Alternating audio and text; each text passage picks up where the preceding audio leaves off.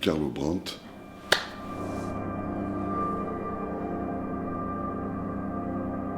Je suis comédien, je viens surtout du théâtre.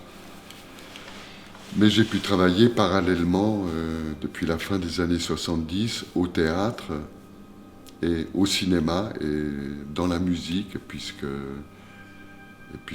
je suis aussi musicien, souffleur, saxophone et chanteur. Je ne chantais pas, mais c'était un peu pré-rap. Donc j'ai un petit peu les trois axes très différents de la projection de la fiction. Le premier jour du confinement, quand on nous a expliqué par les médias ce qui nous attendait, j'ai décidé de photographier l'événement.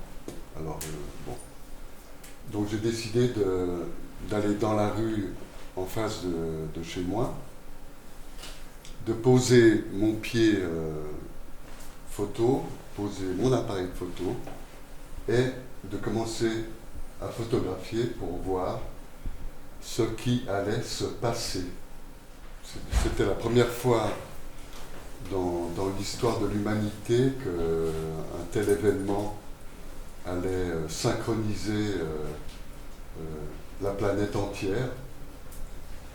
Et puisque tout le monde, tous les êtres humains de cette planète ont vécu comme vous exactement les mêmes événements.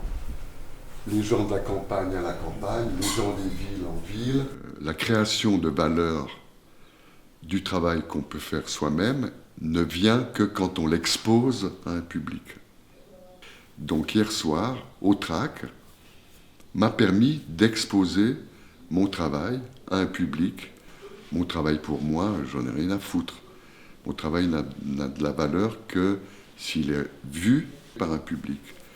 Et de pouvoir faire en plus cette exposition dans ce plus petit dénominateur commun que serait un village à la campagne, par rapport au centre urbain, d'où vient d'habitude les films et les créations de valeurs artistiques, on dira ça comme ça, puisque j'ai proposé au public l'expérience de regarder ces 4200 photos montées en diaporama sur la petite rue où j'habite à Paris, pendant le confinement, le va-et-vient des gens dans cette petite rue.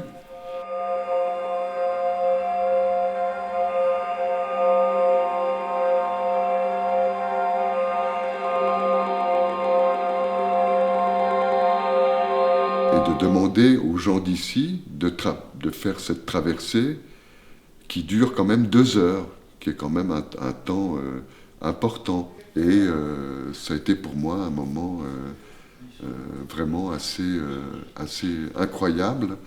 Et puisque je demandais en plus aux gens, après avoir vu ces 2 heures de diaporama, d'ouvrir un espace de parole sur la pandémie, sur le sujet de ce diaporama.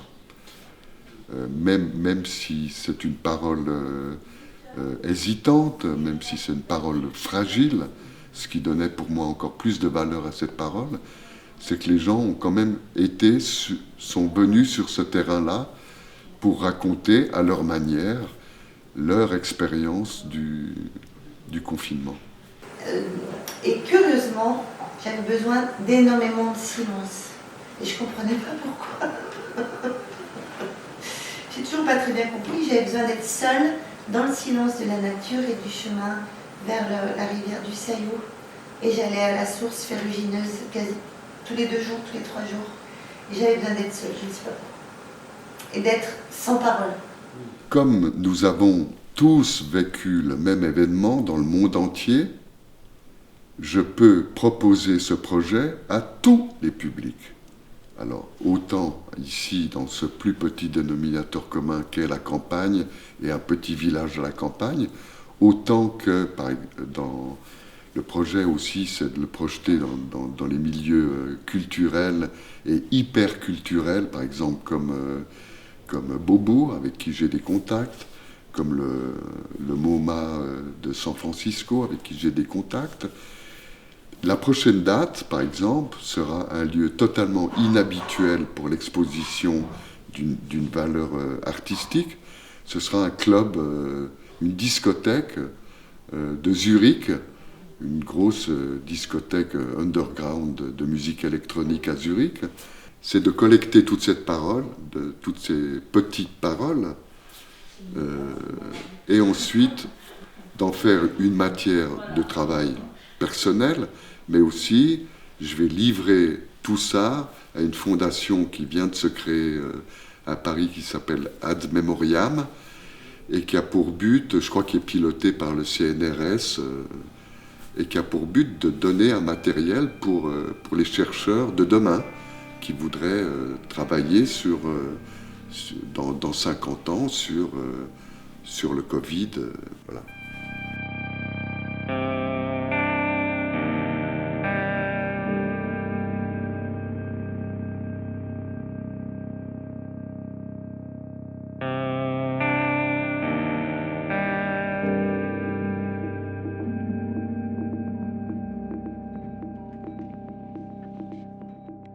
Mon travail, le travail de base du comédien, c'est de travailler sur l'homme, sur l'humain. Donc mon travail, c'est un travail organique de recherche d'information par l'incarnation.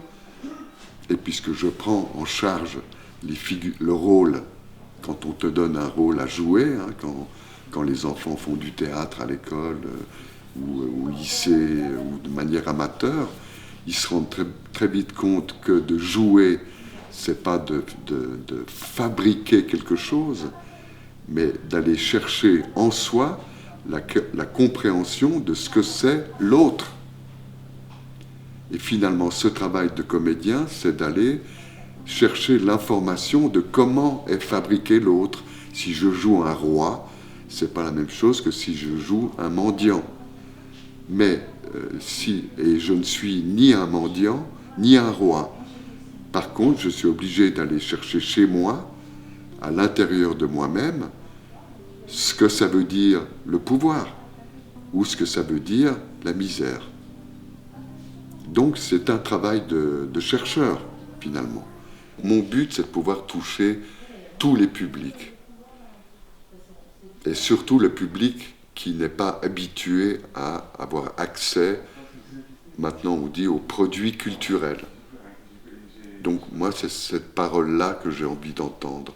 Parce que la parole des gens qui ont accès à la culture, je la connais finalement assez bien, puisque j'ai travaillé dans les grands centres dramatiques au théâtre, j'ai travaillé au cinéma pour l'industrie en même temps que pour les films d'auteur, ce qu'on appelle les petits films.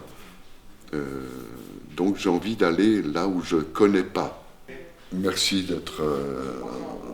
d'avoir pu venir à Autrac, parce que l'acte de pouvoir venir ici dans ce plus petit dénominateur commun, qui souvent n'est pas vu, n'est pas perçu, qu'on n'entend pas dans les grands médias, dans les centres urbains et tout, cette manière de pouvoir être ici, de pouvoir parler avec les gens, de pouvoir exposer mon travail ici, valide absolument le mouvement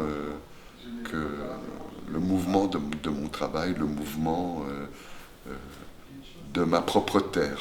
Voilà. Donc merci à Autrac.